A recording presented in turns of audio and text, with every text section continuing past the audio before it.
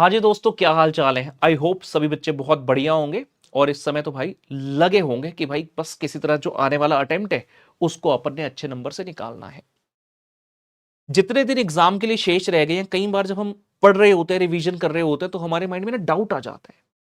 हमें ये नहीं समझ आता कि यार एक दिन के अंदर कितने सब्जेक्ट पढ़े।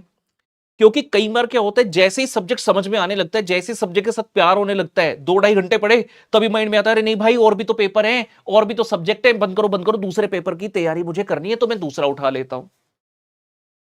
So what is the ideal number कि एक दिन में कितने सब्जेक्ट पढ़ने चाहिए। सर क्या पूरा दिन एक ही पढ़ता रहूं, 10-12 घंटे की अगर प्रोडक्टिविटी दे रहा हूं, क्या 12 घंटे एक ही सब्जेक्ट पढ़ता रहूं, या 6-6 घंटे में 2 सब्जेक्ट पढ़ूं, या 4-4 घंटे में 3 सब्जेक्ट पढ़ूं। सर मेरे तो बोथ ग्रुप है सर, मुझे तो डेली 2-2 घंटे एक सब्जेक्ट को पढ़ना होगा। तो सर आपका इस बारे में क्या मत है, आप क्या सोचते हैं कि क्या होना चाहिए। मैं ऐसा मानता हूं, ना तो एक दिन के अंदर कोई भी एक सब्जेक्ट और ना ही एक दिन के अंदर सारे सब्जेक्ट। ठीक है ना। मुझे ऐसा लगता है कि एक सब्जेक्ट जब आप पढ़ने बैठते हैं, तालमेल बिठाने में कई बार हमें समय लगता है। 1-1.5 घंटे के बाद अपने को सब्जेक्ट जो है जुनून चढ़ता है, नशा चढ़ता है उस सब्जेक्ट का। मान लो आप कॉस्टिंग पढ़ रहे हो, शुरू किया, 1-1.5 घंटे का नशा चढ़ना स्टार्ट होगा कि भाई मजा आ रहा है, करते जाओ करते जाओ। सो you should give adequate time. मुझे ऐसा लगता है 3.5 से 4 घंटे एक प्रैक्टिकल सब्जेक्ट को एक सिटिंग में रिवीजन के समय क्लासेस देखते हुए नहीं, रिवीजन के समय दिए जा सॉरी दिए जा सकते हैं। जहां तक थ्योरी सब्जेक्ट की बात आती है, 2.5 से 3 घंटे अप्रोक्सीमेटली दिए जा सकते हैं। लेकिन जो मैं कह रहा हूं, ऐसा नहीं है कि हर स्टूडेंट के लिए यही अप्लाई होगा।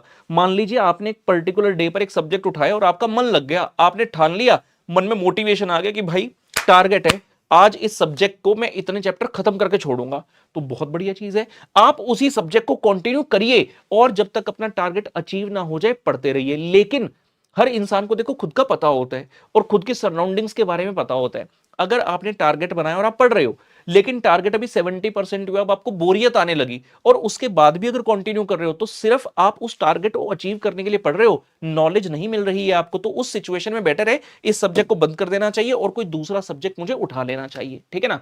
कई बार मैंने यह भी देखा कि बच्चे ना अपने जो कलीग्स हैं उनको देखकर स्टार्ट कर देते हैं। आपने किसी लेट्स से सोशल मीडिया पे, टेलीग्राम पे, इंस्टाग्राम पे, व्हाट्सएप पे, फेसबुक पे, कहीं पर भी पूछ लिया कि भाई रिवीजन कितने सब्जेक्ट की करनी चाहिए, तो दूसरा कहता भाई मेरे को तो लगता है 4 सब्जेक्ट करने चाहिए। आप भी कहते अच्छा है 4 करने चाहिए, चलो मैं भी 4 करता हूं। अरे भाई, जो दूसरे के लिए सही है ऐसा जरूरी नहीं कि वो तुम्हारे लिए भी एप्लीकेबल हो। So you should carefully analyse your situation, your strength, and we should go according to that.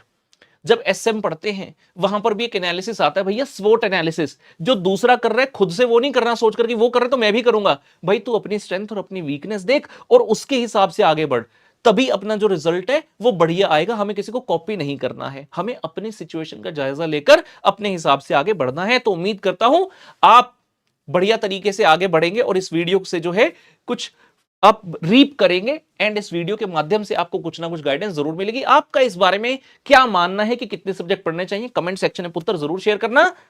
Bye bye.